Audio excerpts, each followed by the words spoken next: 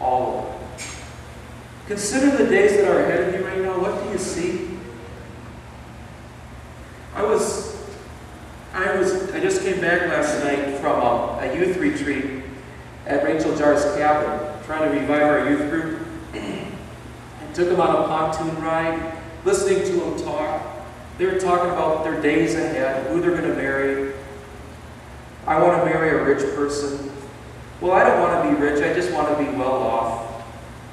They're talking about all of that stuff, and I thought it was kind of sweet and cute and awfully naive. The days ahead, what do they look like? Rich or poor, sickness or health, for good or worse. Those days, they're filled with both. Surely goodness and mercy will follow me on the better days. All the days, every one of them, no matter the day that looks right around the corner that you're fearing. It's even for that day you'll be followed with the goodness and mercy of God. And you'll be followed.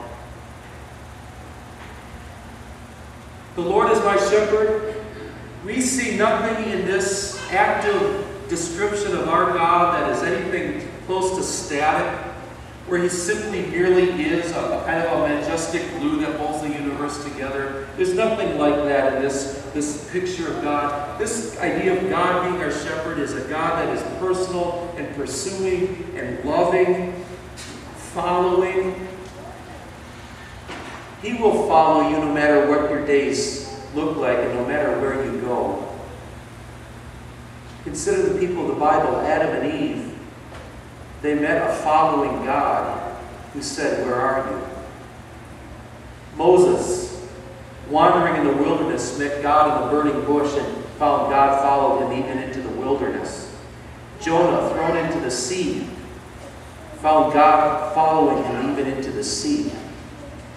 The disciples, drenched in a storm, fearing their lives, found Jesus following them, walking on water, even in the midst of a storm. The Samaritan woman, lost and alone in life, and at the well, found Jesus following her even in her pain. The Apostle John, exiled to the island of Patmos, was instructed to look heavenward, and there God encouraged him with a vision of heaven, and he wrote it down in the book of Revelation. And there he found God following him even into exile. And Lazarus, hearing the voice, "Get up, Lazarus," he got up and found that God even followed him into death. Surely goodness and mercy follows me all the days of my life. Surely.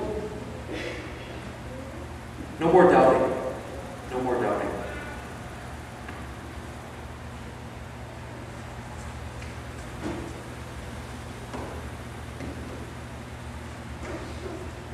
Our last one is homesickness. And I'm going to put this pack on because this is the one pack that I'm encouraging you to wear, actually.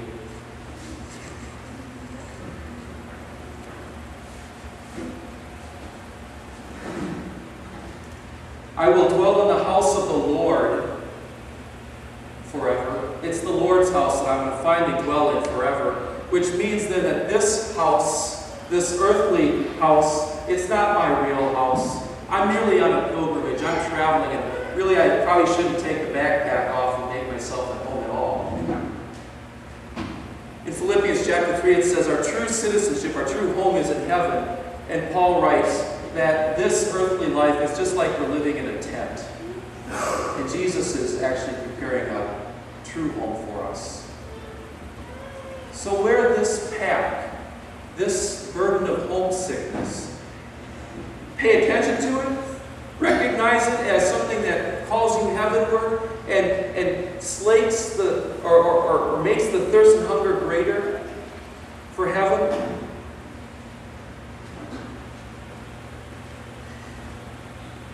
When we find ourselves struggling with disease or death, somebody dies or dreams get gets squashed or bad news happens in the hospital, we find ourselves not conversant very well with that language.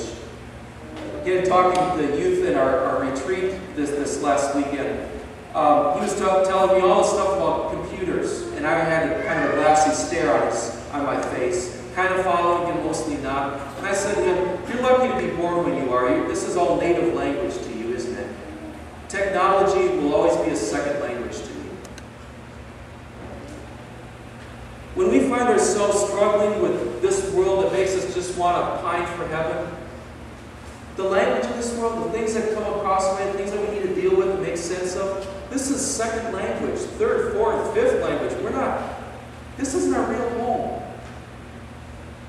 Would you put up a picture at a Greyhound bus stop or bring a bed to an airline flight with you? Or put up your bedroom in a rest stop on the highway? Don't make yourself at home here. And there's a great tragedy, I believe, a spiritual death that takes place when we become worldly. Worldly means you've made your home here. You've taken the pack off. You've set up home here. You forgot your true call. It's the Lord's house that you'll live forever in.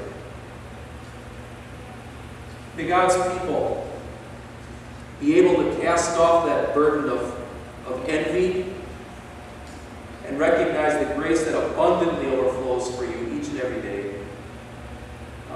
Cast the burden of doubt and recognize that God is a sure God. You can say surely. And God does call you heavenward and assure you of salvation through the blood of His Son, Jesus Christ. One of these days, you'll be able to drop this pack. Think of what happens multiple times in any day in any airport now in America. As soldiers are coming home from Iraq or Afghanistan, they see their loved one, and off the pack comes and they go running. One day we'll be able to drop that pack. Until that day, wear it. Cry heavenward, Lord, keep me faithful. Help me to follow in your flock. In Jesus' holy name, amen.